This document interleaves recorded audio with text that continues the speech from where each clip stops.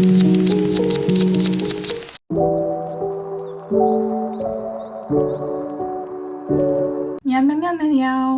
guys, welcome back to my channel. So today's video is going to be kind of like my inspiration video that I made in the summer. It's going to be just whatever I feel like saying about these movies I'm going to list. These are movies that when I watched them, they became part of my identity. They became part of the core of me. They became something I think about all the time, at least once a day. And I'm gonna go in order from least influential to most influential. So starting with number 5 is The Substance. The reason why this is lower on the list rather than higher is because it's a more recent movie that came out.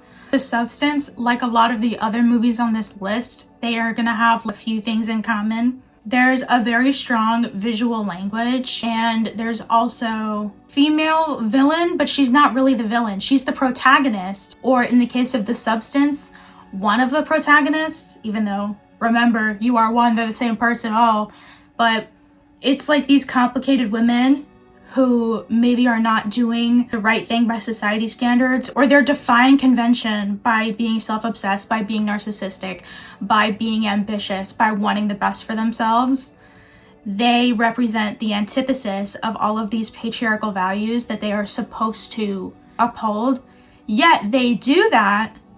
So they do all those things that don't align with the patriarchy's view of women, but they do all this in service of achieving a patriarchal kind of success. They do this to either get attention from men or to succeed in an industry that relies primarily on their beauty. So it's women who aren't acting like good women, yet they're still oppressed and under the influence of this megastructure.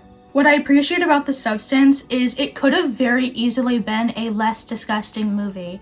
You could have told the same story in a way that wasn't as horrifying, but it really serves the story and it serves the movie that the director, I'm not remembering her name right now, I should look that up. I'm not sure how to pronounce the director's name, but I believe her name is Coralie, spelled like Coralie, and last name Farget or Farget, whatever. I'm not gonna be able to pronounce it. But the way that the movie is done, you have this extreme ugliness and you have this extreme beauty or this extreme perfection. Margaret Qualley or Qualley, however you say her name. I'm gonna say Qualley because that's what it sounds like to me. Margaret Qualley, she had to have prosthetic boobs and a prosthetic butt, I believe, in order to like match this Sue character. So there's a massive dedication to aesthetics and creating this contrast between all of the disgust and all of the horror and all of the changing of the body that goes into achieving the highest possible standard. So it's like the underpinnings of what creates that beauty is not really all that beautiful. I can understand being very ambitious and trying to go after what you want, but you have to do it in a way that makes people like you, because if they don't like you, if they don't see you as a friendly woman, you won't be accepted, you won't get to the top. That's what happens to Elizabeth. She gets rejected not only because she's old, but once they become older in this industry, it's less easy to take advantage of them, and it's less easy to mold them and shape them and manipulate them.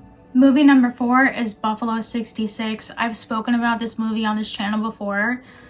I love Layla as a character. She's just like this very weird girl if you think about it.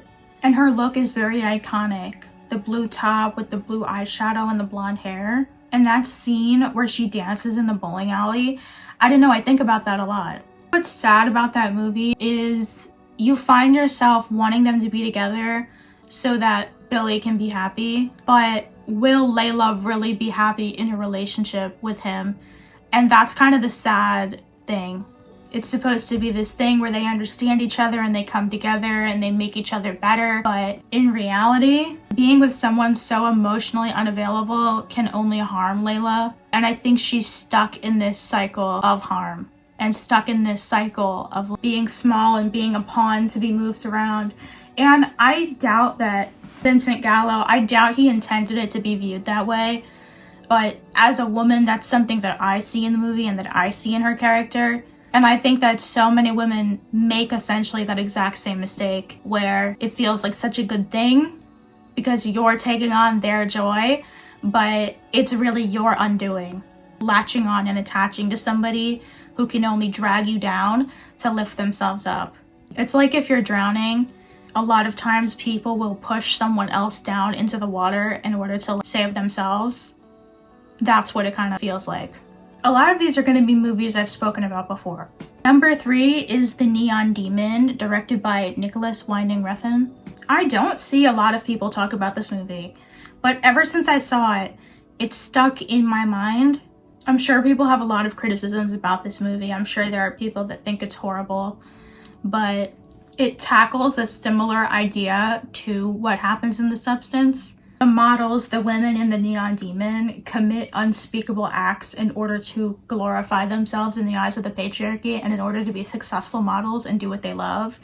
And Jessie, the protagonist, who by the end becomes this villain, she develops such arrogance and such pride, and at that moment, that is the moment, spoiler, that's the moment when the other girls sacrifice her, because now she has become consumed by the Neon Demon. She has completed her transformation, and she's filled with this essence that they can feed on. One of my favorite scenes in this movie, aside from the one I already spoke about, which is the casting scene, is when she passes out with the flowers. When she had cut her hand in the bathroom, her little pseudo boyfriend shows up, gives her these flowers, boom, she hits the floor, and the way that is shot and the way it looks visually, it is again this theme of violence and blood and disgust and disgusting things and all things bad that are what builds beauty, that are what upholds this world of artifice. Number 2 is actually 3 movies. So they all go in the same category because they're a trilogy, and it's the X trilogy. Maxxxine and Pearl. When I watched X, I fell in love with Maxxine's character because of her confidence and how self-assured and how dedicated she is, and how she's really cutthroat in getting what she wants.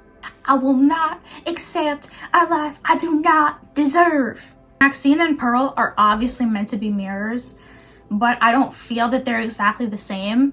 Even though in Maxxxine, maxxxine, they further draw this parallel between her and Pearl, I don't think they're both equally murderous, even though Maxxxine is shown to be sadistic against her enemies. Pearl is abusive to those that are beneath her and that have less power than her, because she's crazy. But what really drove her crazy was being on the farm. There's this implication though, that the reason why Maxxxine ended up differently from Pearl is because she was born in a later time where women had more freedoms. Pearl couldn't just run away from the farm. Even though she technically could, there were so many things that women were not allowed to do at that time or were not capable of doing. Whereas Maxxxine, when she ran away from home and away from her preacher father, she was really able to sustain that because of the freedoms that had been won for women. So it makes you think, if Pearl had only been born when Maxxxine was, would she have ended up the same way? And would she have gone on to be successful? And would Maxxxine have become the murderous old woman on the farm? It's not one-to-one, but that's clearly part of the point of the movie. This trilogy is really popular for a reason, and the reason is because of the strong female characters. It's because of Maxxxine, it's because of Pearl, it's because of the aesthetics of the film and the story as well, but especially because of Maxxxine and Pearl. I think anyone can resonate with having a dream. Or no, let me phrase that differently. Every girl can resonate with having a dream, with having something that they really want, and maybe feeling like they didn't get it, and feeling like they can't get it, or feeling like there's something in their way. Number 1, the most influential movie of all time for me is... That's supposed to be a drum roll. The Love Witch, directed by Anna Biller. I saw this movie in 2019 and I was so happy because I didn't know that people were making stuff like this anymore. It has a very old Hollywood vintage feel in its visuals and with the Technicolor aesthetic. And as much as Elaine is a villain, she's also our protagonist.